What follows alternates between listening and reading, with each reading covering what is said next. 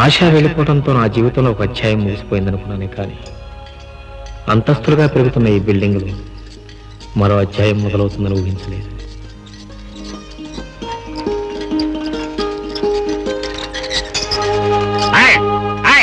ఎవరది? అగో ఏం పిల్ల, వయసు వచ్చింది, ఈ పాటికి పెళ్లి చేస్తే 4 పిల్లలు తల్లివేయదానివి, అవకాశం ఉంటే అమ్మమ్మ కూడా అయ్యేదానివి, సూపర్వైజర్ నా మీద మట్టేస్తావు. బుద్ధి లేదు నీకు? తప్పైపోయింది సూపర్వైజర్ గారు, పైనుంచి దిగుతున్నాను కదా, కిందన్న వాళ్ళు కనపడలేదు. అమ్మగారు దివి నుంచి భూమి దిగుతున్న దేవకన్య, నీ కళ్ళు నార్మల్ గా లేవు, నెత్తికెక్కరే. ఇగో నువ్వు నా బట్టలని మట్టి చేసావు కదా, నేనేం చేయను. విప్పేయండి, ఉతికేస్తాను. నలుగురు చూస్తే ఏమనుకుంటారు? ఇగో ఈసారిగా మట్టి వేసావంటే నేను ఉతకడమే కాదు, ఇస్త్రీ కూడా చేస్తా. ఇస్త్రీ కోపడకండయ్యా, మనుషులందరూ మట్టిలో నుంచే పుట్టారు కదా, మరి మనం మట్టిలోనే పనిచేస్తున్నాం. కాస్త మట్టి పైన పడితేనే ఆశ్రయించుకుంటే ఎలా? నాకంటే ఎర్రగా చూడ చక్కగా ఆడపిల్లల కన్నా అందంగా ఉన్నారు కదా, అందుకే కడుపు మంటిపోయి మట్టి పోసాను. తప్పా? ఓహో అలాగా, అదైతే తప్పలేదు. అబ్దుల్ భయ్యా, ఉల్లుక పట్టే తప్పించుకు పారిపోదాం అనుకుంటున్నావు బే? నీకు పేగులు తీసి మాకి మెళ్ళో వేసుకుంటాం. అప్పు ఇవ్వలేని వాడివి ఎందుకు తీసుకున్నావు బే? ఇవాళ నువ్వు వడ్డీ కట్టాలా, నేను వెళ్ళాలా? నైతో గర్దన్ కాటుతుంగా. అబ్దుల్ భాయ్, ఈ నెలకు నన్ను వదిలేసి వచ్చే నెల అసలు వడ్డీ మొత్తం కట్టేస్తాను. పోయిన నెల ఇదే అబద్ధం చెప్పావు, మళ్ళీ అబద్ధం చెప్తావు బే? నీదే భాయ్, నీ చెప్పేది అబద్ధం కాదు భాయ్, అమ్మ చచ్చిపోయింది. ఇంటి నిండా బంధువులు, అంతా ఖర్చే, అందుకే ఇవ్వలేకపోయాను భయ్యా. అవును అబ్దుల్ భయ్యా, పాపం సుబ్బారావు పిల్లలు కలవాడు, చాలా కష్టాల్లో ఉన్నాడు. ఈ మాట ముందు చెప్పి ఏడవలేకపోయావు. బెవకూఫ్కా బచ్చా. జా ఖైరో, అమ్మా దినం ఎప్పుడు చేస్తున్నావు? వచ్చే శుక్రవారం. లో అమ్మా దినం బాగా చెయ్యి. అలాగే భయ్యా. మాకి ఇంటికి వస్తాం, అమ్మా ప్రసాదం మాకి కొంచెం పెట్టు. దీనికి వడ్డీ అక్కర్లేదు, అస్సలు ఇస్తే బస్. జా. నమస్కారం భయ్యా, నమస్కారం.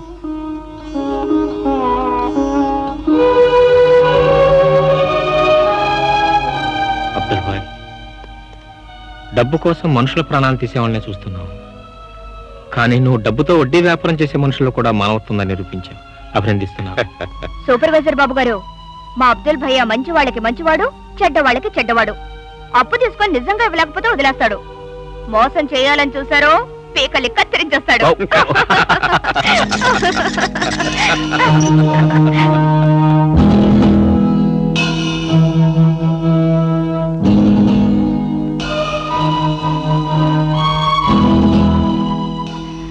సూపర్వైజర్ బాబు గారు, నేను ఇంటికి వెళ్ళాలి. రేషన్ కొట్టుకెళ్ళి రేషన్ కొనుక్కోవాలి. నన్ను వదిలిపెట్టండి బాబు, నేను వెళ్ళి మళ్ళీ వస్తాను. అలాగే అబ్దుల్ భాయ్, ఆ ముసలతను ఎవరు? తులసికి అతని సంబంధం ఏంటి? అతను చూడగానే గజగజలాడిపోతే ఎందుకు అలా పరిగెత్తింది? కారణం ఏంటి? ఆడపిల్ల కదా భాయ్, అందుకే ఏదో భయం. ఎవరి బ్రతుకులు వాళ్ళవి, ఎవరి భయాలు వాళ్ళవి. ఏమైందిరా, ఎందుకు ఏడుస్తున్నావు? ఏమిటయ్యా, పాల సీసాల పాలైపోయా? లేదమ్మా, ఆకలేచి ఏడుస్తా ఉంటే పాలు పట్టబోయా, అవి చేదవని చేయి జారి సీసాగా పగిలిపోయింది. ముందు పాలవు చూడు. కాస్త జాగ్రత్తగా ఉండదు కదయ్యా. సీసా 3 రూపాయలు, పాలేమో 1 రూపాయి. అమ్మమ్మమ్మమ్మా, ఊరుకోనన్నా, ఊరుకోరా, ఊరుకోమా, ఊరుకో ఊరుకో ఊరుకో నా బాబు, ఊరుకోనన్నా, ఏడవకనన్నా, ఊరుకోరా.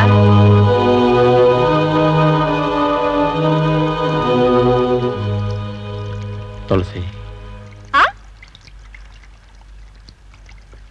తండ్రి ఎవరు? ఎవరికి? నాకా? ఆ బిడ్డకి. ఆ మాట అడగడానికి నా తండ్రికే ధైర్యం లేకపోయింది. కన్న తండ్రి కాబట్టి ఆ మాట అడగడానికి ధైర్యం లేకపోయింది. అవును బాబు, బిడ్డ చేసిన పాపాన్ని ఏ తండ్రి మాత్రం ధైర్యం చేసి బయట పెట్టుకోగలడు? నా ప్రశ్న సమాధానం రాలేదు. ఇంత దగ్గరగా ఈ ప్రశ్న అడిగిన మొట్టమొదటి మనిషి మీరే బాబు. అయితే చెప్పు. ఏం చెప్పంటారు బాబు? ఆ రామాయణంలో సీతాదేవికి రాముడున్నాడు. ఆయనే రావణాసురుణ్ణి చంపి సీతాదేవిని రక్షించుకున్నాడు. కాని నా రామాయణంలో ఈ తులసికి రాముడు లేడు. 3 రావణాసురులు మాత్రం ఉన్నారు. ఎవరా 3? కోడు,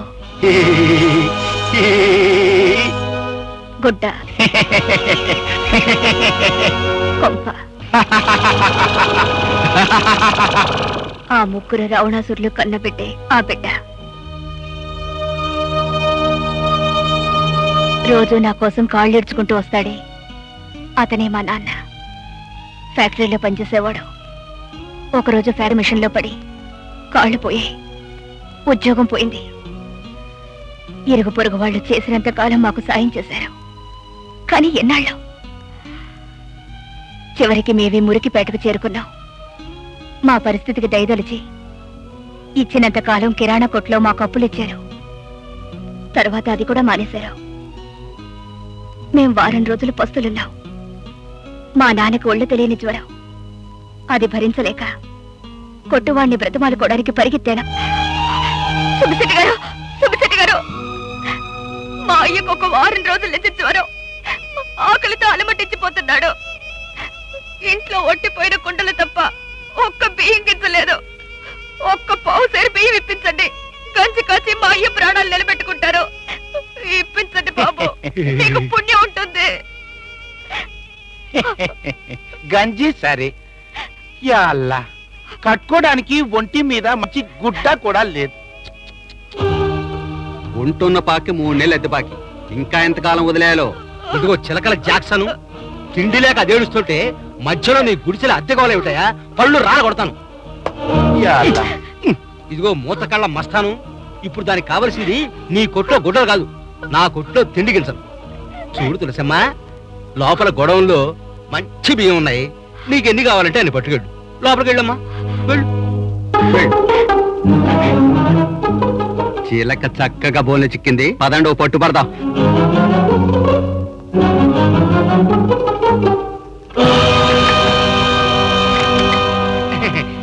ఏంటే కాసిన బియ్యమే తీసుకున్నావు? ఇంకా తీసుకో. చాలు బాబు. టైరు, నీకి అవసరం తీరిపోయింది, మరి మాకి అవసరం తీరాలిగా. ఏంటి బాబు? తులసి, ఏమీ తెలియనట్టు మాట్లాడమాక.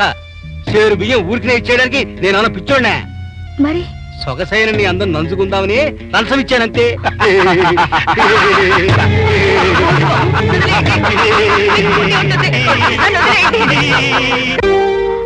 ఆకలి వేసి కేకలేస్తే వాళ్ళ 3 నా మీద పడి వాళ్ళ ఆకలి వాళ్ళు తీర్చుకున్నారు.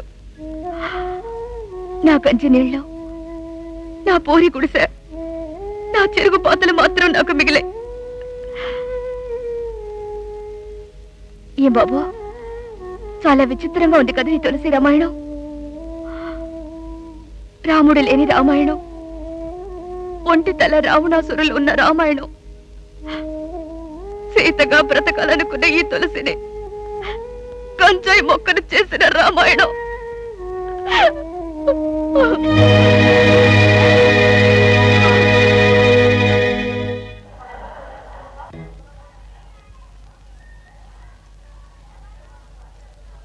తులసి,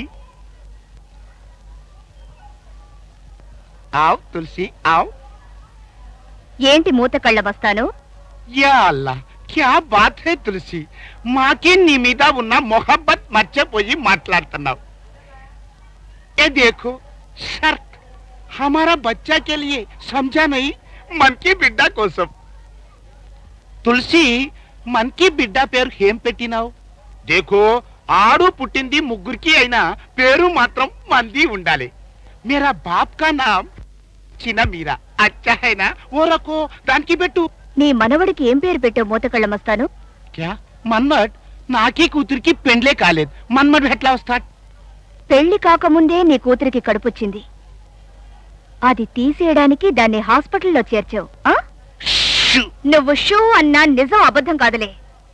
నా కొడుకు పేరేమిటని అడిగావు కదా, మరి నీ కూతురికి బిడ్డ పుడితే ఏం పేరు పెడతావు? చిన్న మీరానా, లేకపోతే నీ తాత పేరు పెద్ద మీరానా? ఎందుకురా గావు కేకలేస్తావు? పంది కన్నట్టు నువ్వు కన్నావు కదరా నాలాంటి వాళ్ళని నలుగురు ఆడపిల్లల్ని. వాళ్ళు నాలాగే తాళిపుట్టు లేకుండా తల్లులైనప్పుడు నా బాధ ఏమిటో నీకు తెలిసొస్తుందిరా. మీరు ముగ్గురు కలిసి కుక్కలై నా శరీరాన్ని ముట్టినా ఆ మలినం నా బిడ్డ కంటలేదురా. వీడు ఏ తప్పు చేయని ఈ తులసి రక్తాన్ని పంచుకొని పుట్టాడు. అందుకే వాణ్ణి అల్లా అంటాను, యేసుక్రీస్తు అంటాను, వెంకటేశ్వర అని పిలుచుకుంటాను. అది ఎవరన్నా కాదంటే చెప్పు తీసు కొడతాను.